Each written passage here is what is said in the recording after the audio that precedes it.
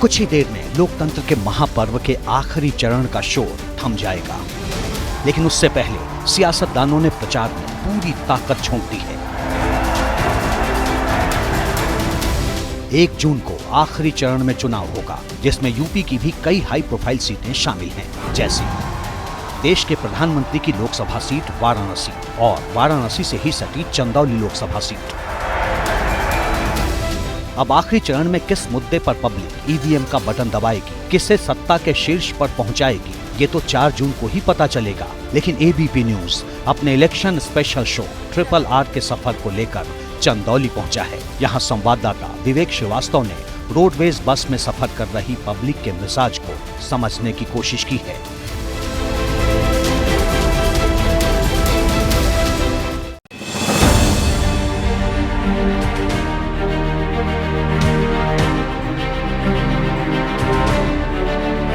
नमस्कार, मैं हूं विवेक श्रीवास्तव। रोडवेज, रेल और रिक्शा, ये हमारे शो में अब की बार बारी है रोडवेज की। मतलब आम पब्लिक, सड़क पर चलने वाली पब्लिक, बसों से चलने वाली पब्लिक क्या सोचती है, आज हम ये जानेंगे कि पब्लिक के मूड में क्या है, ओपिनियन क्या है उसका, स्थानीय प्रत्याशी के बारे में क्या सोचती है, किसकी सरकार बनाना चाहती है। मैं हूं चंदौली में। चंदौली सीट काफी अहम हो जाती है क्योंकि वाराणसी से सटे हुए है और यहां से महेंद्र नाथ पांडे प्रत्याशी हैं। समाजवादी पार्टी उनके अगेंस्ट में वीरेंद्र सिंह को खड़ा कर चुकी है। तो चलिए अब की बार जानते हैं लोगों से कि इनके मूड में क्या है, देश में किसकी सरकार चाहते हैं, स्थानीय प्रत्याशी के बारे में ये क्या सोचते हैं, इसी की करेंगे पड़ताल।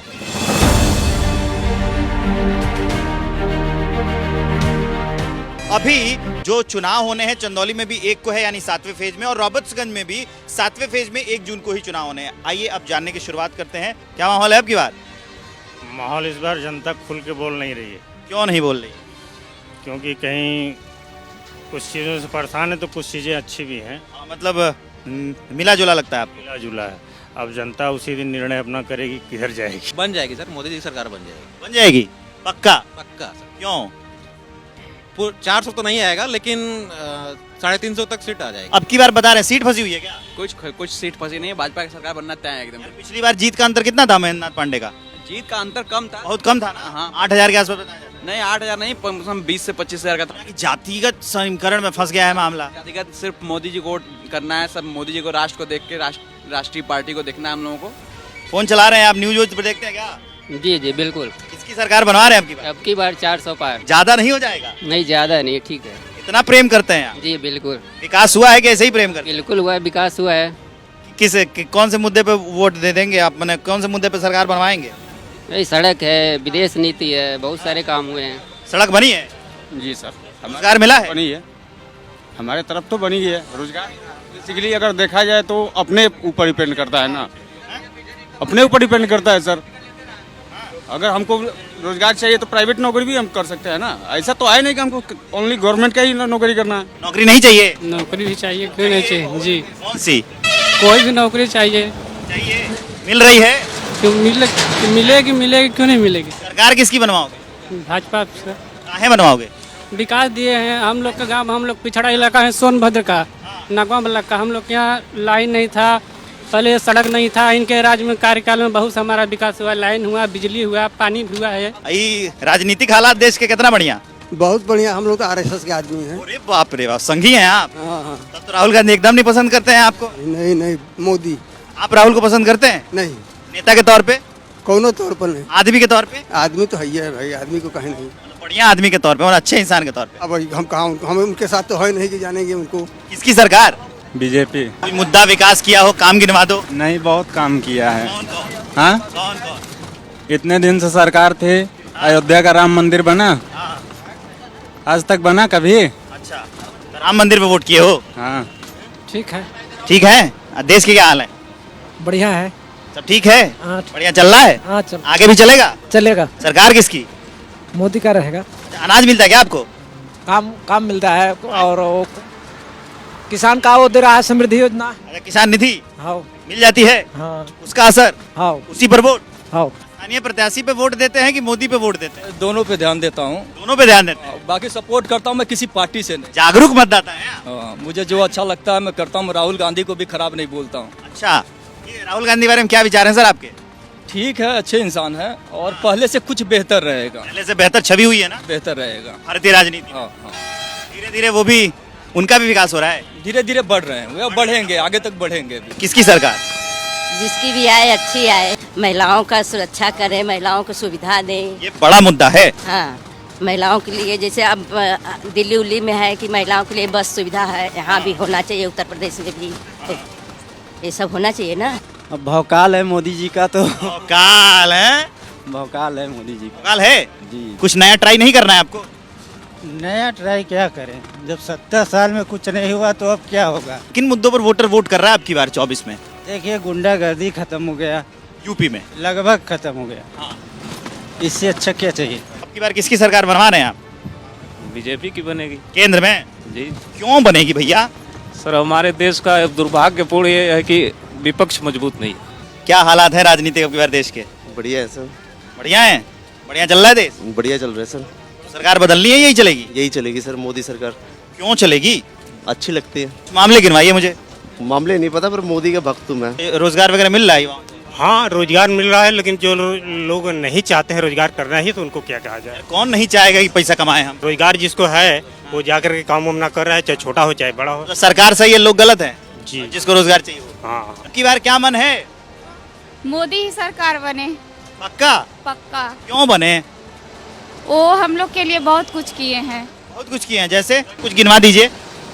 क्या महिलाओं के लिए बहुत सम्मान दिए हैं और मतलब बहुत कुछ किए हैं वो, इसलिए वही सरकार बनना चाहिए। ये हमने चंदौली से अदलहाट तक का सफर तय किया, रोडवेज के लोगों से जाना कि अब की बार किसकी सरकार वो बनाना चाहते हैं, स्थानीय प्रत्याशियों के बारे में वो क्या सोचते हैं, क्या मुद्दे हैं जिन पर वो वोट करने वाले हैं। अब अगले सफर की ओर हम निकलेंगे। विवेक श्रीवास्तव ने चंदौली के प्रत्याशियों से भी बात की। एसपी उम्मीदवार वीरेंद्र सिंह ने क्या दावा किया, आप भी सुनिए। लोगों के ओपिनियन जानने के बाद अब हम मिलवाते हैं आपको चंदौली के प्रत्याशियों से। मेरे साथ बैठे हुए हैं समाजवादी पार्टी के कैंडिडेट वीरेंद्र सिंह। टक्कर बहुत खतरनाक अब की बार बताई जा रही है। सीट फंसा दी आपने? नहीं, जीत रहे हैं हम लोग। फंसाया क्या? जीत रहे हैं, एकदम जीत रहे हैं। महेंद्र नाथ पांडे, तो आपको लगता है कि उनसे उनकी नाराजगी चल रही है? देखिए, उनकी नाराजगी तो मैं नहीं बता सकता, लेकिन मेरे 40 साल की तपस्या का फल है। मैं भी राजनीति में तपस्या कर रहा हूँ, एक एक व्यक्ति के दुख सुख में खड़ा हुआ हूँ, लोगों के बीच में गया हूँ, कभी किसी के बीच में नफरत फैलाने की बात नहीं कही। 1.5 लाख जो वोटर हैं वो ब्राह्मण हैं, 2.25 लाख राजपूत हैं और यादव जो हैं वो 2.5 लाख हैं। तो इनमें से और भी बहुत सारे हैं मेरे पास, जैसे कि बनिया हैं, राजभर हैं। तो इनमें से आपके हिस्से में कितने का दावा कर रहे हैं आप? इंडिया गठबंधन है तो उसमें फ़ायदा तो आपको मिलना ही मिलना है। ब्राह्मण राजपूत में क्या हाल है आपके हिसाब से? मैं जाति में विश्वास नहीं करता। सारे लोग हमको वोट करेंगे, देखिएगा 70% जितना वोट पड़ेगा उसमें 70% लोग इंडिया गठबंधन के साथ खड़े होंगे और वोट करेंगे। यूपी में आपकी बार क्या लग रहा है, कितनी सीटें आ रही हैं इंडिया गठबंधन की? हमको तो लगता है मोदी जी भी हार जाएंगे। क्या बात कर रहे हैं? मैं कह रहा हूं ना। पक्का? पक्का। क्योंकि आप पड़ोसी हैं तो पड़ोसियों को ज्यादा पता होता है क्या? तो मोदी जी भी हार जाएंगे लगता है आपको? कहता रहा हूं, अतिशयोक्ति नहीं? अगर वो सरकारी मशीनरी का दुरुपयोग न करें तो मोदी जी भी हार जाएंगे। आपका आरोप है कि यहाँ के जो डीएम हैं वो हाँ, व्यक्तिगत डीएम नहीं, अब चूंकि मालिक तो डीएम ही है, तो उनके अधीन जितने भी मजिस्ट्रेट लगाए गए हैं सब किसी एक समाज विशेष के हैं। ये लोग हम लोगों को घरों पे झंडा नहीं लगा देते हैं, न कभी जो है प्रचार करने के लिए अगर हम टोपी लगा के चलते हैं हम लोग टोपी उतरवा लेते हैं। बीजेपी की ओर से तीसरी बार केंद्रीय मंत्री महेंद्र नाथ पांडे मैदान में हैं। उनसे भी विवेक श्रीवास्तव ने एक्सक्लूसिव बातचीत की है। कौन कौन से फैक्टर्स काम कर रहे हैं आपको लगता है इन चुनाव में? देखिए, इन चुनाव में नीचे मोदी जी के द्वारा जो 4 बातें रखी गई हैं, महिलाएं, नौजवान, गरीब और किसान, और ये किसी भी जाति के हों, किसी भी धर्म संप्रदाय को हों, सबको मोदी जी की योजनाओं का लाभ मिलता है, उनसे प्रोत्साहन मिलता है और देश के लिए तबका आम है। विपक्ष इसको लेके कह रहा है कि नहीं, अब की बार राजपूत ब्राह्मण एक और हैं, लेकिन बाकी सब तो एक और हो गए हैं। जो समाजवादी पार्टी के कैंडिडेट है वीरेंद्र सिंह, उनके और। देखिए, ये समाजवादी पार्टी हो या अन्य विपक्षी पार्टियां, उनका न कोई कर्म है न कोई सेवा है। और न कोई उन लोगों का आचरण चरित्र बेहतर रिकॉर्ड है। सत्ता में रहना, लूट खसोट करना, सत्ता अपने लाभ के लिए इस्तेमाल करना, यही उनका जीवन चरित्र रहा है, उनका सरकारी चरित्र रहा है। वीरेंद्र सिंह जो आपके अगेंस्ट खड़े हैं वो कह रहे हैं कि ये केंद्रीय मंत्री हैं तो सारा जो सिस्टम है वो इनके साथ खड़ा है और उनको दबाने की कोशिश कर रहा है, प्रचार करने में दिक्कतें उत्पन्न कर रहे हैं लोग, ऐसा उनका आरोप है। यह उनका मिथ्या आरोप है।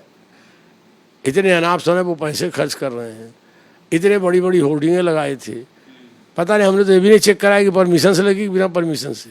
कांटे की टक्कर है इस सीट पर और जनता तो मुझे पर्याप्त बड़े बहुमत से जिताने का आशीर्वाद दे रही है। अब आप लोगों का आकलन अपनी जगह है। अखिलेश ये कहते हैं कि सिर्फ एक क्योटो छोड़ के, मतलब जो बनारस है वो उन पे कर रहे थे तंज कि क्योटो छोड़ के बाकी सारी सीटें बीजेपी हार रही है। वीरेंद्र सिंह कह रहे हैं कि नहीं, सारी सीटें ही बीजेपी हार रही है। अब की बार आकलन क्या है आपका उत्तर प्रदेश की लोकसभा सीटों पर? अब भाई इतने विद्वान ये लोग हैं, इतना इन लोगों का आकलन कर रखा है इन लोगों ने, तो मैं क्या टिप्पणी करूं। अखिलेश यादव को आपके साथ बैठना चाहिए, आप कह रहे हैं कि आप उनका ज्ञानार्जन करा देंगे। अरे मैं ज्ञानार्जन करा रहा हूं कि अखिलेश यादव अपनी परंपरागत सीट मैनपुरी की सीट बचा पाएंगे कि नहीं, ये संकट उनके सामने खड़ा है। कन्नौज की सीट तो हार रहे हैं और राहुल बाबा अमेठी तो हिम्मत नहीं किए, चुपके चुपके अंतिम दिन आए और विरासत लेने का नाम लिए। वहां राहुल जी खुद फंसे हुए हैं। 80 की 80 सीटें बीजेपी जीत रही है। विवेक श्रीवास्तव, एबीपी न्यूज के लिए, और कैमरे के पीछे मेरे सहयोगी सुनील हैं।